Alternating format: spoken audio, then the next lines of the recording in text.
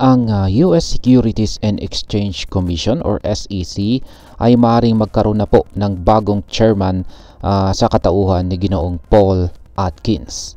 Isa po siyang kilalang pro-crypto advocate at kung maaprubahan po ng US Senate ang kanyang nomination ngayong March 27, maaari po siyang magsimula bilang opisyal na SEC chairman pagsapit po ng buwan ng April. Pero ano nga bang ibig sabihin nito para sa industriya ng crypto? At syempre, paano po ito makakaapekto sa atin bilang mga Pinoy crypto enthusiast? Kaya ayan po ang siyang ating pag-uusapan sa video na ito. Pero bago po tayo magpatuloy, ay pakibasa na lamang po ang disclaimer dito sa ibaba ng ating screen.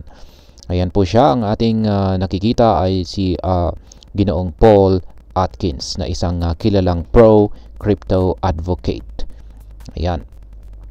Si Ginoong Paul Atkins ay hindi na po bago dito sa mundo ng regulasyon ng US financial market. Dati na po siyang naging commissioner ng US SEC at meron po siyang malawak na karanasan pagdating sa financial compliance. Isa rin po siyang kilalang taga-suporta ng digital assets. Kaya't maraming crypto enthusiast ang naniniwala na siya ang tamang tao para sa posisyon na ito. Pinili po siya ni Pangulong Donald Trump upang ipagpatuloy ang pro-crypto stance ng administrasyon. Bukod dito, si Ginoong Atkins ay kilala sa kanyang advokasya para sa mas common sense na regulasyon na taliwas po sa madalas na ginagamit na regulation by enforcement approach ng dating SEC chairman na si Ginoong Gary Gensler. Ngayon ay ano po ba ang mangyayari sa March 27? Ayan. Sa darating na March 27 ay isasagawa po rito ang kanyang confirmation hearing sa harap ng US Senate Banking Committee. Ayan, sa hearing na ito ay susuriin po ng mga senador kung siya ba ay karapat-dapat na maging susunod na pinuno ng US SEC.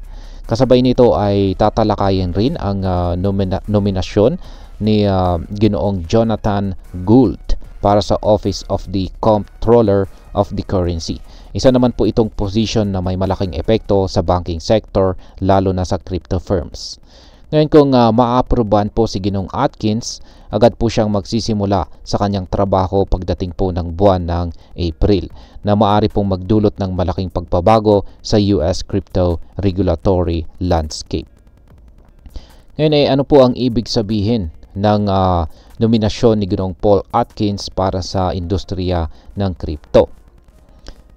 Ayan, sa ngayon ay tila lumilihis na ang US SEC sa dating mahigpit nitong polisiya laban sa crypto.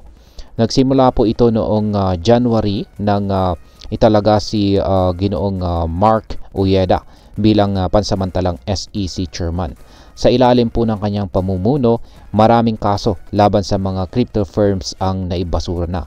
Halimbawa, unad po nilang isinara ang kaso laban sa Coinbase at sumunod naman ang mga kasong may kaugnayan sa Uniswap, Robinhood Crypto, OpenSea at saka Kraken. Nitong linggo lamang ay tuluyan na pong isinara ang matagal ng kaso ng US SEC laban sa Ripple. Isa pang malaking pagbabago ay ang pinirmahang executive order ni Pangulong Trump na nagtatatag ng isang strategic Bitcoin reserve.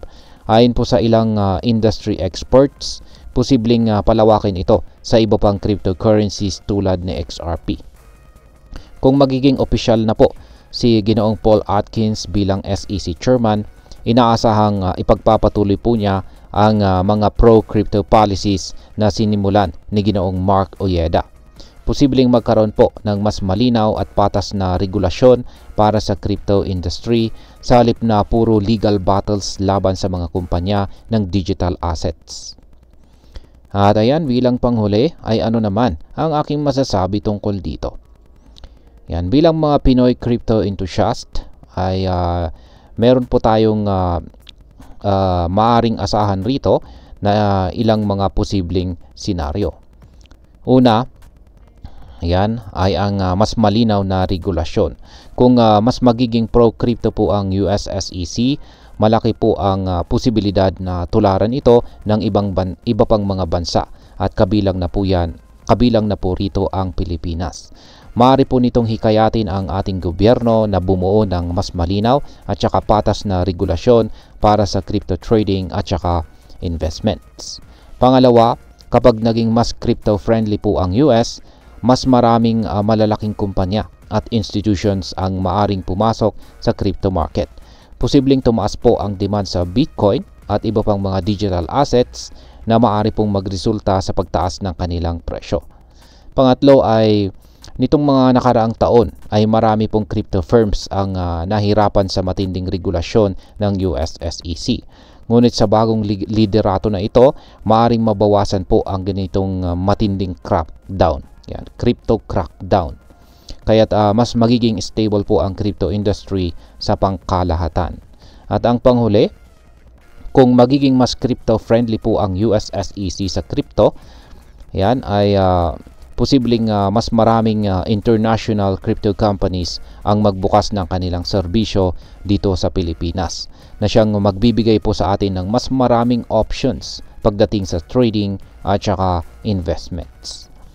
At sa kabuuan ay masasabi ko po na ang pag-upo ni Ginoong Paul Atkins bilang US SEC Chairman ay isang positibong hakbang para sa cryptocurrency industry.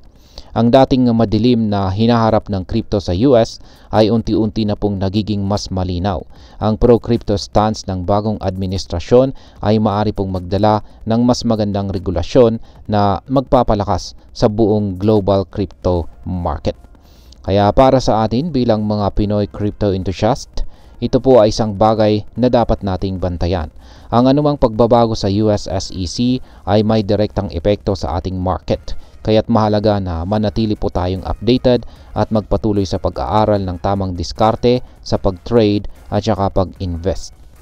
At ayan, hanggang dito na lamang po tayo sa video na ito mga ka-crypto. Marami pong salamat sa panunood. Ingat po tayo lagi at God bless po sa ating lahat.